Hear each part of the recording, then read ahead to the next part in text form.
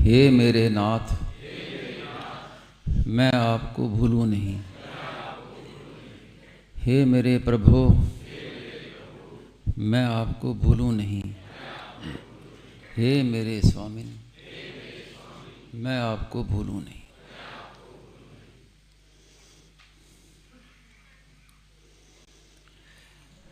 आज के सत्संग में कई विषय आ गए महाराज ने कहा। खास बात तो उसमें आरंभ हुआ नाम महिमा पर। तो संक्षेप में मैं उसके विषय में बता देता हूँ। नाम की महिमा को पुस्तक से पढ़कर नहीं जान सकते। नाम महिमा पर कई पुस्तकें हैं, लेकिन पुस्तकें पढ़ने पर नाम की महिमा समझ में नहीं आती। तो स्वामी महाराज की बात ही कहता हूँ कि नाम की महिमा जानना हो तो नाम लेना शुरू कर दो, तब उसकी महिमा समझ में आएगी। खाली पढ़ने सुनने से नहीं आती। नाम लेना शुरू कर दो तब पता चलेगा।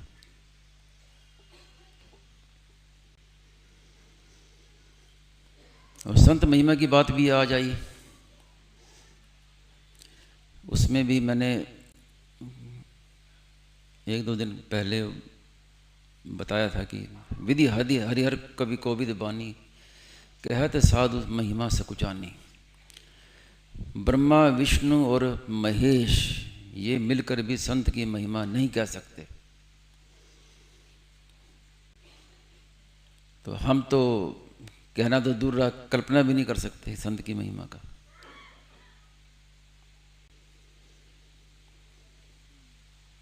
और ऐसे संत जिनको मिले हैं, जिन्होंने दर्शन की हैं, या उनकी जिनकी जो उनकी वाणी सुन रहे हैं, उनकी भी महिमा है, कम नहीं है। भगवान की कृपा का कोई पारावार नहीं है कि हमारा जन्म भी ऐसे समय हुआ कि ऐसे संतों के हमें दर्शन हुए, उनकी वाणी सुनने को मिली। वो भी वर्णातीत है, उसका भी वर्णन नहीं कर सकते।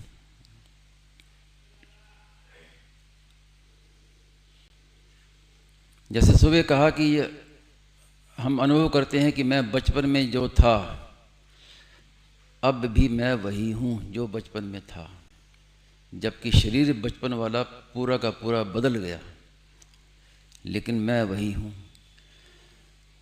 तो मैं फिर कौन हूँ? हमारा स्वरूप क्या है? चिन्मय सत्ता मात्र। चिन्मय सत्ता मात्र ही हमारा स्वरूप है, और चिन्मय सत्ता मात्र ही परमात्मा का स्वरूप है। जैसे शरीर बदल गया पर मैं वही हूँ, ऐसे संसार सब बदल गया, फिर भी दिखता है कि संसार वही है। कल का दिन पहले आज का ही दिन था। जैसे आज हम देखते हैं प्रत्यक्ष सत्ता दिखती है सबकी, लेकिन यही कल में चला जाएगा, फिर कहाँ जाएगा ये? तो वास्तव में सत्ता इसमें संसार की नहीं है। इसमें जो सत्ता मात्र जो चिन्मय तत्व परमात्मा है, वो सत्ता ज्यों की त्यों है। संसार निरंतर बदल रहा है। जैसे शरीर बदल गया पर मैं वही हूँ, ऐसे संसार बदल रहा है, लेकिन परमात्मा सत्ता वही के वही है। और स्वयं की सत्ता और परमात्मा की सत्ता में कोई अंतर नहीं है। अंतर करने वाला केवल अहम है। अहम से ही ये दो सत्ता दिखती है। वास्तव में सत्ता मात्र एक ही है। हाँ, ये बात है कि जब प्रेम के लिए एक से दो होते हैं, क्योंकि एकाकी ना रमते, एक में अकेले में प्रेम नहीं होता। तो एक ही सत्ता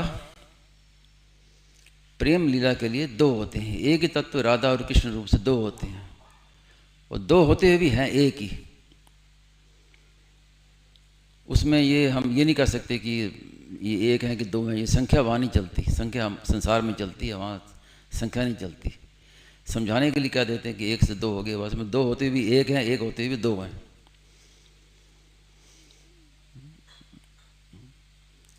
मैंने पढ़ा सुना भी है, जो लोग मुक्ति को ही श्रेष्ठ मानते हैं उनको प्रेम के विषय में पता ही नहीं है। वो कहते हैं कि प्रेम में तो त्रिपुटी रहती है, प्रेमी और प्रेमास्पद में त्रिपुटी रहती है। उनको क्या समझाया जाए? त्रिपुटी तो पहले ही समाप्त होगी, मुक्ति से पहले त्रिपुटी समाप्त हुई तभी मुक्ति हुई, और ये मुक्ति के बाद की अवस्था है, तो वहाँ त्रिपुटी का बात ही नहीं है, वहाँ तीन है ही नहीं, एक ही है। वो एक को ही अनेक रूप से कहा जाता है। तो उस तत्व का साक्षात्कार जिन संतों को हुआ है, उन संतों की महिमा भी कई वर्णन नहीं कर सकते। तो इन बातों को कहने के लिए शब्द नहीं मिलते, किन शब्दों में कहें, शब्द नहीं मिलते। अंतिम दिनों में यही मैंने स्थिति देखी स्वामी जी महाराज से। पहले तो सुबह जाता था 3 बजे, तो खूब महाराज जी बातें बताते थे, अपनी नई नई बातें जो पैदा होती थी। धीरे धीरे वो कम होती गई, जो जो अवस्था बढ़ी। कई बार ऐसा होता है कि स्वामी जी महाराज के पास मैं गया तो स्वामी जी बोले कि अब तुम भी चुप हो जाओ, मैं भी चुप हो जाता हूँ। तो अब चुप बैठ गया, आंखें बंद करके, चुप साधन ऐसे भी हुआ। और जब स्वामी ज़्यादा अस्वस्थ हुए, अब शरीर ज़्यादा रहने लायक नहीं दिखाई दिया, तो फिर भी समय पर जाना पड़ता था। 3 बजे से आधा मिनट भी ऊपर नहीं होना चाहिए। आधा मिनट भी ऊपर हो गया तो अभी क्या बात है, देरी कैसे कर दी। तो इतनी सावधानी, लेकिन जाके बैठता था तो कोई बात नहीं। अब मैं भी चुप बैठा हूँ, स्वामी जी चुप बैठे हैं, 15 मिनट 20 मिनट बीत गए, चुप बैठे हैं। फिर कहते जाओ अपना काम करो, लिखो। तो उस समय स्वामी जी की यही अवस्था थी कि प्रेम के विषय में हम कह नहीं सके, उसके लिए शब्द नहीं मिल रहे। कैसे कहें, शब्दातीत विषय का वर्णन कैसे लिखें? तो उसी में स्वामी जी का जोर था, प्रयत्न था कि कैसे कहें, कैसे लिखें, क्या कहें। अभी पूरा हुआ नहीं, कमी रह गई। और फिर आखिर में यही कहा कि मेरे भीतर बात आ गई है, लेकिन अब कैसे कहूँ, शब्द नहीं मिल रहे। आखिर की यही अंतिम बात स्वामी जी की यही थी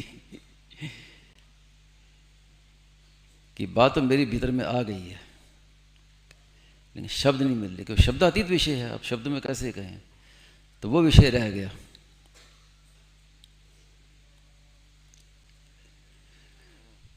तो ऐसा ही बात है।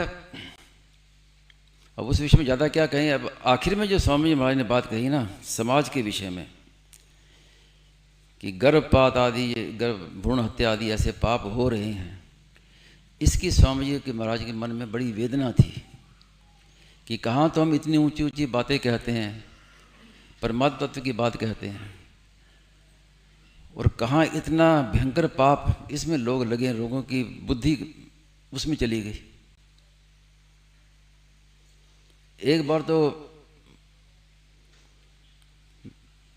स्वामी महाराज से खुद मैंने सुना, महाराज जी पास गया, बैठा था, तो स्वामी जी महाराज बड़े दुखी मन से बात कर रहे थे कि कैसी कैसी बातें मुझे सुनने को मिल रही हैं, गर्भपात की, कोई भ्रूण हत्या की, ऐसी ऐसी बातें।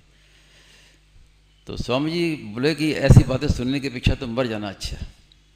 ये स्वामी महाराज की खुद की बात है कि मुझे ऐसी ऐसी बातें सुनने को मिल रही हैं, इससे तो अच्छा मर जाना ही अच्छा है।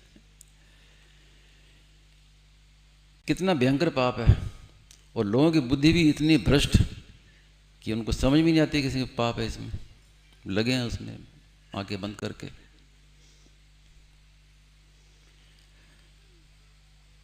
स्वामी महाराज ने कहा कि परिवार नियोजन करके हिंदुओं ने जितनी अपनी हानि की है,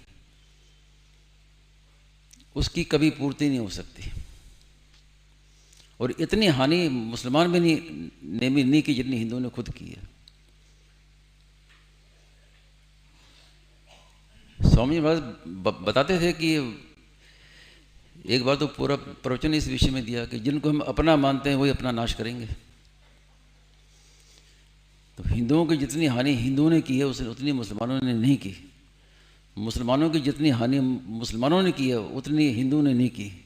ईसाइयों की हानि जितनी ईसाइयों ने की है उतनी दूसरों ने नहीं की।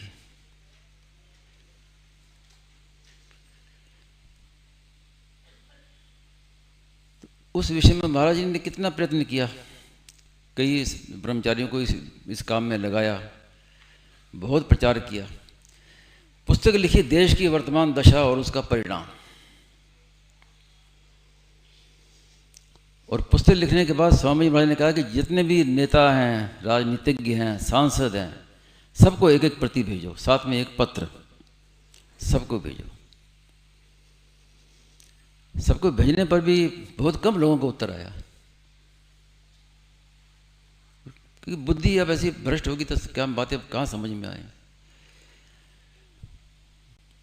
वो संग्रह मेरे पास रखा हुआ पत्रों का जो पाया। एक पत्र तो किसी पार्टी के नेता ने लिखा, कोई पार्टी के नेता याद नहीं रहा मुझे। उसने लिखा, स्वामी जी महाराज ये ईश्वर और धर्म जो आप बातें करते हैं ये कुछ नहीं है, आपको पता नहीं है, कभी मैं आपसे मिलूंगा तो मैं आपको समझाऊंगा।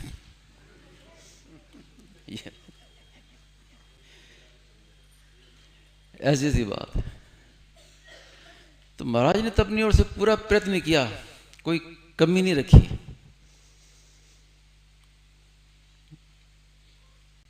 एक बार कहा था ना कि भारतवर्ष में कितने भगवान के अवतार हो गए और कितने ही संत महात्मा हो गए एक से एक बढ़कर, फिर भी सबका कल्याण क्यों नहीं हुआ? कि उन्होंने तो अपना काम कर दिया, आपको मार्ग बता दिया, जो काम हमने करना था वो हमने किया नहीं, इसलिए बैठे। और स्वामी महाराज ने तो इतना सुगम बताया कि आप करने की बात ही नहीं। स्वामी महाराज ने कल इतना कहा कि कम से कम मेरी बात मान लो, इस पर दृढ़ रहो। इतनी इससे बढ़कर सुगमता क्या होगी? फिर भी जैसा प्रभाव होना चाहिए वैसा हुआ नहीं, क्योंकि इस समय जैसा स्वामी महाराज ने कहा कि इस समय पतन की ओर जा रहा है।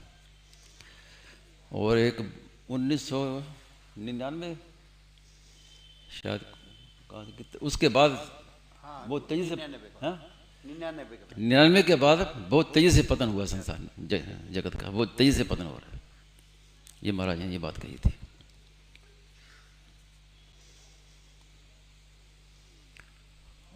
और जो देखते हैं आजकल के समाचार आदि देखते हैं, जो करते हैं, उनको पता होगा कि पहले इतना समाज का पतन नहीं हुआ जितना अब हो रहा है। और जो नेता लोग जो हैं तथाकथित, जो लोगों का मार्गदर्शन जिनको करना चाहिए, अब उनकी बुद्धि ऐसी होगी कि वो अब तो स्पष्ट करने लगे कि हम लोग हमारा काम क्या, हम लोग सनातन धर्म को नष्ट करना है। आपने सुना होगा, ये सबने सुना, सनातन धर्म को नष्ट करना है हमें। हाँ, विपक्ष की जो पार्टी हैं अब उनका ये उद्देश्य बन गया कि हमें तो सनातन धर्म को नष्ट करना है।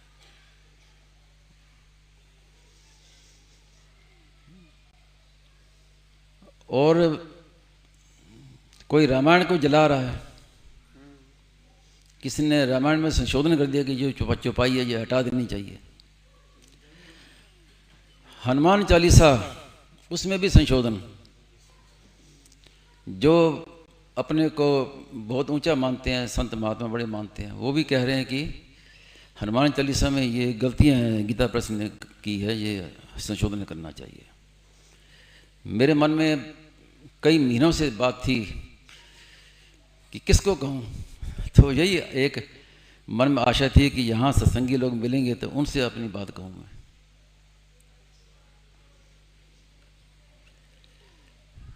क्या है कि समझ का अभिमान, ये क्या है? अपनी समझ का अभिमान। जिसकी वास्ते में जो समझदार आदमी होता है उसमें समझ का अभिमान नहीं होता। अभिमान वहाँ होता है जहाँ कमी होती है। जहाँ समझ की कमी होगी वहाँ समझ का अभिमान होगा। संतों ने उदाहरण दिया ना कि सांप होता है, सांप में विष बहुत ज़्यादा होता है, तो सांप का नीचे रहता है, सिर मस्तक नीचे रहता है, और बिच्छू में थोड़ा सा विष होता है तो वो सबको उठा उठा के सबको दिखाता है।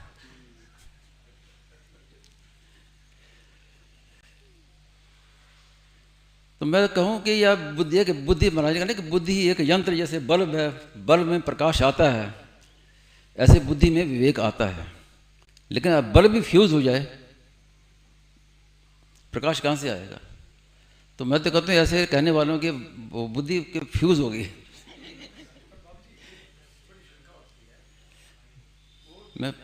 मैं पूरी बात कह दूँ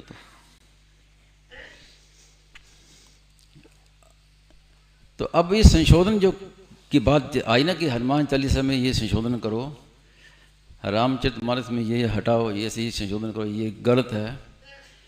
ये वास्तव में क्या है? ये कलयुग की महिमा है कि रामायण से, हनुमान चालीसा से जो दुनिया को जो लाभ हो रहा है वो लाभ को समाप्त करना है, जिससे उसकी शक्ति खत्म हो जाए। हनुमान चालीसा में कोई मामूली चीज़ नहीं, हनुमान चालीसा में बहुत शक्ति है। जैसे मैंने स्वामी महाराज से सुना है, आजकल अधिकारी नहीं मिलते इसलिए पूरी बात कह नहीं सकते, इतनी शक्ति है हनुमान चालीसा में। और स्वामी महाराज ने तो बहुत महत्व दिया है, जहाँ भी नवा प्राण, जगह जगह जब भी आते हैं नवा प्राण करो, और हनुमान चालीसा साथ में तो होती थी, पढ़ती चलती थी। और हिंदू मात्र के लिए स्वामी महाराज ने कहा कि अगर कोई नियम पूछे कि मुझे क्या नियम करना चाहिए, तो कम से कम उसको ये नियम बताओ कि एक अध्याय गीता जी का, 9 दोहे रामचरितमानस के, और एक हनुमान चालीसा, कम से कम इतना नियम तो हर एक को करना ही चाहिए। तो उसमें थोड़ा सा भी हम परिवर्तन करेंगे तो कितनी हानि होगी, इसका उदाहरण मैं जो प्रत्यक्ष मैंने देखा वो मैं आपको बताता हूँ, तो फिर आपको पूरी बात समझ में आ जाएगी। स्वामी जी महाराज लेख लिखवाते थे तो प्राय आपको पता ही है कि स्वामी जी बोल के नहीं लिखवाते थे। मैं लिखता था, महाराज मना करते थे कि समझ लो, समझ के और फिर लिखोगे तो उसका लोगों पर असर पड़ेगा, और मैंने बोल दिया, तुमने लिख लिया तो उसका असर नहीं पड़ेगा। तो वो कह रहे मेरे बात सुन लो, समझ लो, कोई पूछना हो तो पूछ लो, और जब तुम कहोगे कि हाँ मैं समझ गया, तब मैं कुछ नहीं करता, तब मैं समझ जाऊँगा कि अब तुम लिख लोगे। तो ऐसे ही लेखन हमारा कार्य सुबह होता था, और उसके बाद लिखने के बाद फिर स्वामी जी सुनते थे उसको। तो उसमें स्वामी महाराज ने एक विशेष बात कही थी, लोग बहुत कम लोगों को पता होगा। स्वामी जी महाराज ने मुझे कहा था, ये बात तब की है कि सेठ जी की पुस्तकें आई, पैड वाली सब आई, तो स्वामी जी महाराज को कोई देता पुस्तक सेठ जी की, तो स्वामी जी देख के एक तरफ रख देते थे, देखते नहीं थे पुस्तक को। बोलते थे कि सेठ जी तो अभी है नहीं, इसका क्या प्रमाण है? तब स्वामी महाराज ने कहा कि जो मैं सुन लेता हूँ वो अब मेरा हो गया, उसमें मेरा नाम दे सकते हो, और जो मैंने नहीं सुना उसमें मेरा नाम मत दो, लिखने वाले का नाम आना चाहिए। और ये बात स्वामी महाराज ने खुद लिखवाई, अपने उस पर हस्ताक्षर किए। महाराज जी, नवलाम जी महाराज के भी साक्षी के हस्ताक्षर उसमें गीता प्रेस को देने के लिए, लेकिन उन्होंने वो बात मानी नहीं, और उसको कागज़ को ही लुप्त कर दिया कि तो खो गया। और मैंने उसकी फ़ोटोस्टेट पहले करा के रख ली थी अपने पास में अभी भी है मेरे पास फ़ोटोस्टेट। तो उसमें ट्रस्टी लोगों का खैर यही भाव था, बस क्या कहना, राग द्वेष आदि मन में जो भरे हुए थे। उसमें महाराज जी ने ये कहा था कि जो जिस पुस्तक के किसी ने नाम लिखा है उस लेखक का नाम देना बहुत ज़रूरी है। और गीता प्रेस के ट्रस्ट लोग चाहते थे कि सबका नाम हटाओ, केवल गीता प्रेस गोरखपुर लिख दो बस। तो स्वामी जी महाराज बोले कि आगे चल के लोग कहेंगे कि गीता प्रेस से कोई जुड़ा ही नहीं था, नाम देने से तो कम तुम्हारी इज्जत बनेगी कि कितने बड़े बड़े लोग, कितने विद्वान सब लोग गीता प्रेस से जुड़े हुए थे। तब महाराज ने फिर लिखवाया था वो कि जो पुस्तक किसी के जाने के बाद पीछे सेठ जी चले गए, उनके पीछे जो पुस्तक छप रही है उसमें लिखने वाले का नाम होना जरूरी है, नहीं तो उसका क्या प्रमाण।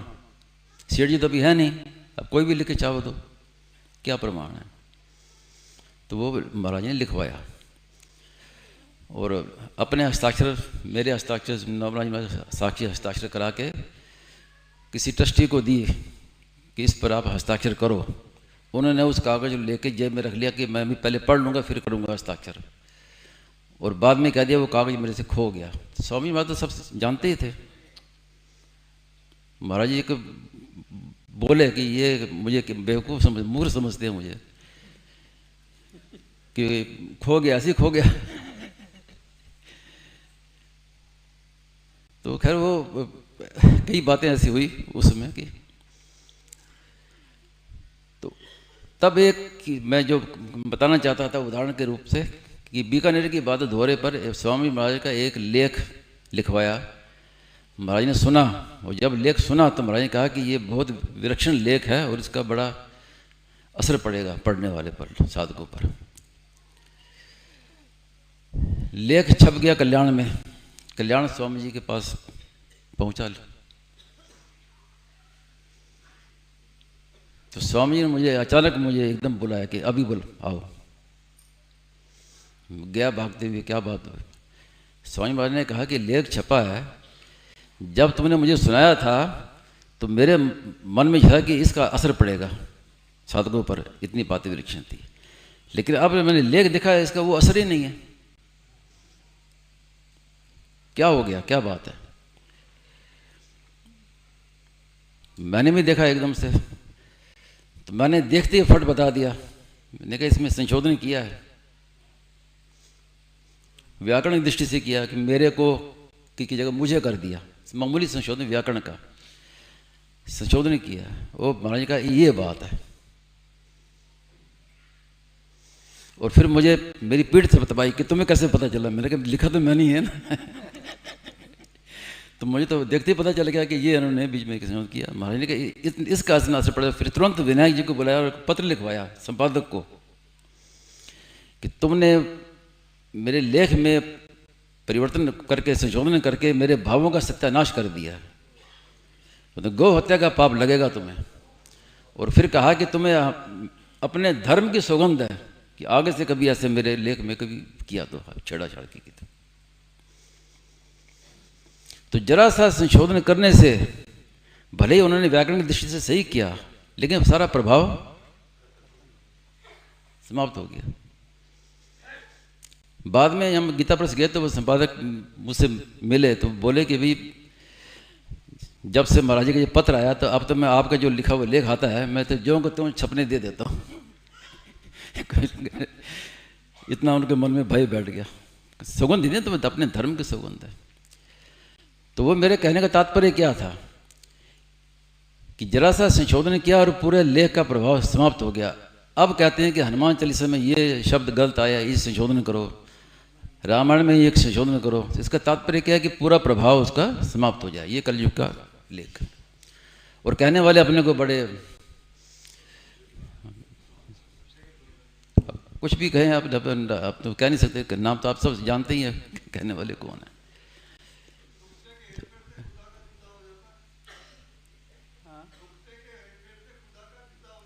हाँ हाँ बिल्कुल सही बात है आपकी।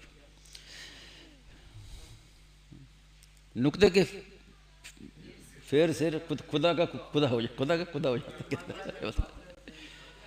तो ये बात है कि ये जो पुस्तकें गीता प्रेस से छपी है, हनुमान चालीसा छपी है, रामचरितमानस छपी है, तो गीता प्रेस क्या है? भगवत प्राप्त महापुरुष सेठ जी, भाई जी, स्वामी जी महाराज, इनके सामने छपी है। और इसका कितना लाखों प्रतियां छप गई हैं और कितना उन्होंने लोगों को प्रेरण किया है, कितना पाठ हुआ है। अब उसमें जो शक्ति है वो क्या होगी कि अब कलयुग की महिमा है ना कि अब ये शक्ति भी ना रहे तो शक्ति समाप्त हो जाएगी, ये होगा। तो इसलिए इस विषय में सबको सावधान रहना चाहिए। कि मुझसे भी जब बात आई तो मुझसे कई लोगों ने पूछा फ़ोन करके, तो मैंने कहा कि नहीं, शास्त्रों में अब इसलिए क्या आता है कि कहीं भी ऋषियों की वाणी में कहीं भी कुछ गलती भी आती है, दोष भी आता है, तो उसका संशोधन नहीं करते। वो कहते आर्ष प्रयोग है, कहते आर्ष प्रयोग है, वो ज्यों का तो रखते हैं। जो तंत्र शास्त्र का जो ज्ञाता हैं, जो जानते हैं, कुछ उनको जानकारी होगी कि एक संस्कृत के मंत्र होते हैं, एक होते हैं शाबर मंत्र। तो शाबर मंत्र होते हैं अपने प्रांतीय भाषा में, पंजाबी में भी मंत्र हैं, मारवाड़ी में मंत्र हैं, तेलुगु तमिल में भी मंत्र है, मराठी में भी मंत्र है। मैंने सब देखे हुए हैं, सब भाषाओं में मंत्र, शाबर मंत्र है। और उनके पढ़ो तो आप अट बूट पटांग, ना कोई शब्दों का पता है, ना कोई मात्रा का पता है। गोस्वामी जी लिख दिया अनमिल आखर, अनमिल आखर क्या है, हाँ हाँ हाँ हाँ, अनमिल आखर अर्थ न जापू, प्रकट प्रभाव महेश प्रतापू। अब उसमें कहे कि तो गलती, इसका संशोधन करें, तो संशोधन करने से क्या होगा, सारा मंत्र खत्म। तो जो है त्यों कर त्यों रहे। तो इसलिए वो आर्ष प्रयोग, ऐसा नहीं कि गलती हो गया हम ठीक कर दें, नहीं, ठीक नहीं करने, वो वैसे रहने रहेगा। तो ये हमारी परंपरा रही है। तो इस विषय में बहुत सावधान रहना चाहिए। दूसरी बात वो भी कह दूं कि फिर कब मौका मिलेगा कहने का, क्योंकि ये जो जानकार लोग हैं वो चुप चुप बैठे हुए हैं, कहते नहीं हैं। तो जो और क्या कहें फिर। हिंदू के धर्म के विषय में अच्छे अच्छे विद्वानों ने, संतों ने उसमें खोज कर रहे हैं कि हिंदू शब्द कब से आया। वो कहते हैं कि पहले तो हिंदू शब्द शास्त्रों में कहीं आया ही नहीं है, मतलब हिंदू पहले थे ही नहीं। इसका मतलब मैं बता दूं कि कितनी उल्टी बुद्धि है।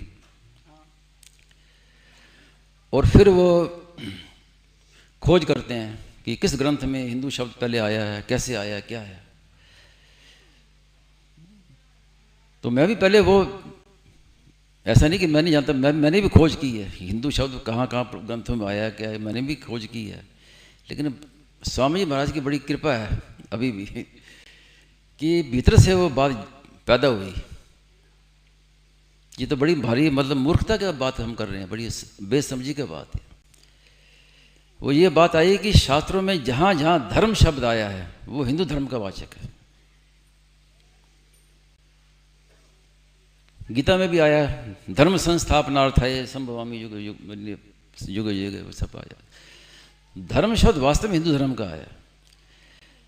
जब धर्म के ना, जब नकली धर्म बनने लगे तब फिर पहचान के लिए हिंदू शब्द का प्रयोग करने लगे। सनातन धर्म है, हिंदू धर्म है, नहीं तो जरूरत नहीं थी। धर्म कहने का अर्थ तात्पर्य वही था, क्योंकि पहले वो एक ही धर्म था। हिंदू संस्कृति वास्तव में एक वृक्ष है और बाकी जो हैं सब शाखाएं हैं उसकी। तो है तो वो पंथ है, मजहब हैं, संप्रदाय हैं, लेकिन उन्होंने अपने को धर्म करना लग गया। तो जब नकली धर्म आ गए, जब धर्म की बात होगी तो अब किसको धर्म मानने हैं, तब फिर ये कहना पड़ा कि भाई हिंदू धर्म। उदाहरण के लिए जैसे पहले आजकल कहते हैं कि देसी गाय है, देसी गाय का घी है, और वो विदेशी गाय है। अब कोई कहे कि शास्त्रों में देसी गाय का नाम ही नहीं आया, तो इसका मतलब पहले लोग गाय का दूध पीते ही नहीं थे। तो मूर्खता है ना। जहाँ भी गाय शब्द है वो वास्तव में देसी गाय के शब्द है, लेकिन जब नकली गाय आने लगी तब फिर ये कहना पड़ा कि ये देसी है, ये विदेशी है, नहीं तो कहने की जरूरत क्या थी। ऐसी हिंदू धर्म के विषय में बात है। शास्त्रों में कहीं भी धर्म शब्द आया है वो हिंदू धर्म का ही वाचक है। और नकली धर्म कई बन गए तब पहचान के लिए कहना पड़ा। तो हमारी जो खोज करते हैं लोग, व्यर्थ है, मूर्खता है आपके। तो ये स्वामी जी की कृपा से बात मन में आई। अब आप बताइए क्या बना।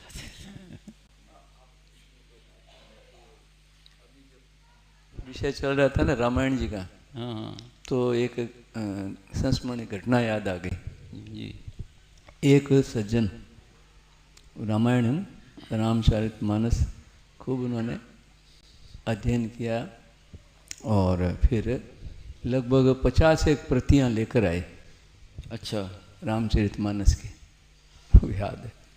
और महाराज जी से बातें करी और उन्होंने वही मतलब हृदय से कि भाई जो उस समय पति गोस्वामी जी की निंदा, रामायण की निंदा हो रही थी ना, तो इस पर मैंने बहुत किया। हाँ, कईयों ने नकली रामायण बना दी। नहीं, ग्रंथ बना के लाए। अच्छा। और बोले गीता प्रेस के द्वारा इसका ये जो जैसे आप देखिए, हाँ, और फिर छपवा दी, संशोधन करा, जिससे जो हमारे पर जो गीता तुलसीदास जी के ऊपर, हाँ, और रामायण पर जो हो रहा है, वो पुस्तकें लाए थे ढेर सारी। अच्छा। महाराज जी जा रहे थे सत्संग, दोपहर का सत्संग था। अच्छा। तो उनसे तो प्रेम से बात करी और उनको कहा कि इनको ना समझाए और इनको गंगा जी में प्रवाहित कर दो। जो लेकर आए ना, उनके भी समझ में आई।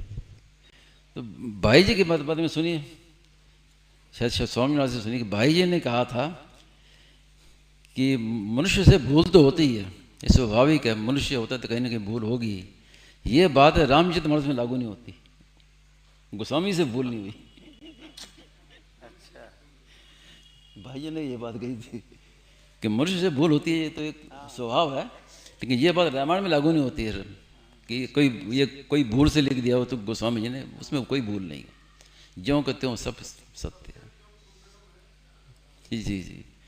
हाँ पंकज जी, आप कहिए। मेरे तो ये मन में आशंका हुई, वो इतना मतलब खुले मीडिया आदि में भी कह रहे हैं ये बात, हाँ, और पूरा चैलेंज कर रहे हैं, तो गीता प्रेस वालों को भी जाना चाहिए उनके पास और उनसे पूछना चाहिए, आप ये जो बात कह रहे हैं इसका प्रमाण क्या है? हमें तो जो प्रतियां मिली उसके आधार पे हम ये कर रहे हैं। वो बात नहीं कि आप इतना स्पष्ट क्या क्यों रहे, उनका साहस कैसे हुआ कहने का, कि उनको पता है कि आप आगे विरोध करने वाले कोई है ही नहीं, अब सब मौन बैठे हैं। हाँ, ये मेरे मन में काफ़ी आई, कोई विरोध नहीं कर रहा। 10-12 लोग वहाँ, अगर किसी धर्म के विषय में कोई ऐसे कोई बात कहता तो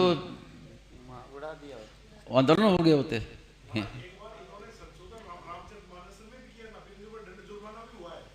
वो सब पता है हमें, कई हुए। हाँ, कई काफ़ी हुई है।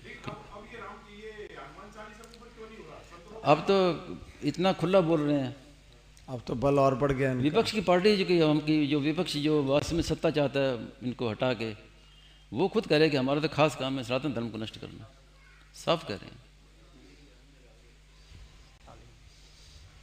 और अयोध्या के एक संत हैं, उनका नाम कहना ठीक नहीं है, नाम नहीं कहना चाहिए, संत हैं, उन्होंने बड़ी धमकी दी कि हम उसका सिर कलम कर देंगे, मैं आ रहा हूँ तलवार लेके, मैं ये करूँगा वो करूँगा। और कुछ नहीं किया, शांति से बैठे हुए। यही है ना, हम कुछ उसका प्रत्युत्तर नहीं देते ना, इसलिए इनका बल उनका साहस बढ़ रहा है। हाँ, और वो बात वो एक बार नहीं कही उन्होंने, अब वो बार बार भी ये कह रहे हैं। हाँ, मैंने बार भी बार कह रहे हैं, सुनी। क्योंकि पता है कि आगे कोई अब समाज सुप्त अवस्था में है।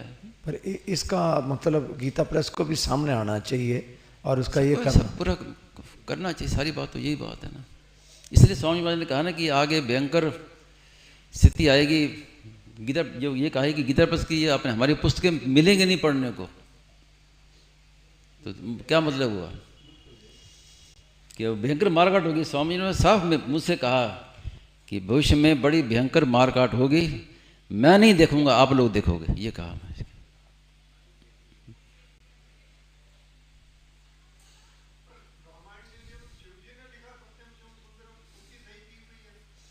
उसमें जैसा लिखा है वही है, उनकी सही की हुई। तो इस विषय में सारी बात क्या है कि अब ये मत सोचिए कि अभी अमुक पार्टी का शासन है या उसका शासन है, इस समय शासन कलयुग का है। एक बात मैंने पहले भी कई बार कही है, अब जिनकी ज़्यादा श्रद्धा है स्वामी जी महाराज पर विशेष, तो उनको तो शंका नहीं होगी, लोग मानते नहीं हैं। स्वामी महाराज ने कई बार कहा, सेठ जी की बात भी कही, अपनी बात भी कही, कि अभी हम कांग्रेस पार्टी की निंदा करते हैं कि कांग्रेस पार्टी ने हिंदुओं का बड़ा पतन किया है, बहुत किया है, लेकिन इसके बाद जो पार्टी आएगी वो इससे भी ज़्यादा पतन करेगी, ये स्वामी महाराज ने कहा स्पष्ट। और सेठ जी ने भी ये बात कही है, लेकिन ये बात हर एक समझ में आती नहीं है। जब परिस्थिति वैसी आएगी तब समझ में आएगी। आप कुछ कहना चाहते थे? राम राम। आप सभी संतों को दंडवत प्रणाम और सभी मातृशक्ति आप सबको राम जी राम। हमारे मन में तो जो थी वो भ्रूण हत्या और चीज़ें आपने कही वो कल से मेरे मन में थी, और महाराज जी मेरे मन में एक बात आती है स्वामी जी को सुन सुन के, जो कलयुग का प्रभाव है और प्रवाह हो तो चल ही रहा है और चलेगा ही, लेकिन मेरे मन में पूरी दृढ़ता है कि अगर स्वामी जी महाराज की वाणी को हम जीवन में उतारें और उस पर चलें, उसका प्रचार करें, तो कम से कम जिन तक पहुंचेगी वो तो बचेंगे। इसलिए तो हम कहते हैं कि इस समय बड़ी भारी आवश्यकता है स्वामी महाराज की पुस्तकों की, सबके प्रचार करने की। पता नहीं पुस्तकें मिले कब बंद हो जाए, कब ना मिले, कैसी परिस्थिति कब आ जाए, कुछ कह नहीं सकते। तो इस समय जो मौका मिला है, ये मैं कहता हूँ कि जो अभी सत्संग कर रहे हैं, ये भगवान की बड़ी भारी कृपा है, मामूली कृपा नहीं है। पता नहीं आगे सत्संग भी ये कर सके ना करे, कैसा समय आए, क्या आएगा। तो इस मौका का मतलब इसका लाभ उठाना चाहिए कि अभी पुस्तकें मिल रही हैं, पुस्तकें आप खुद पढ़ो, ले जाओ और जितना हो सके प्रचार करो।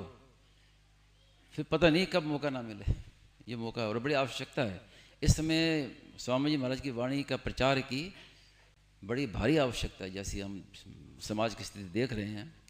तो बहुत तो आपकी जो कह रहे हैं, इनके मन में बड़ी एक पीड़ा है इस बात की कि महाराज जी की वाणी को अपने पूरे विश्व भर में फैलाओ, प्रचार करो। नारायण नारायण नारायण।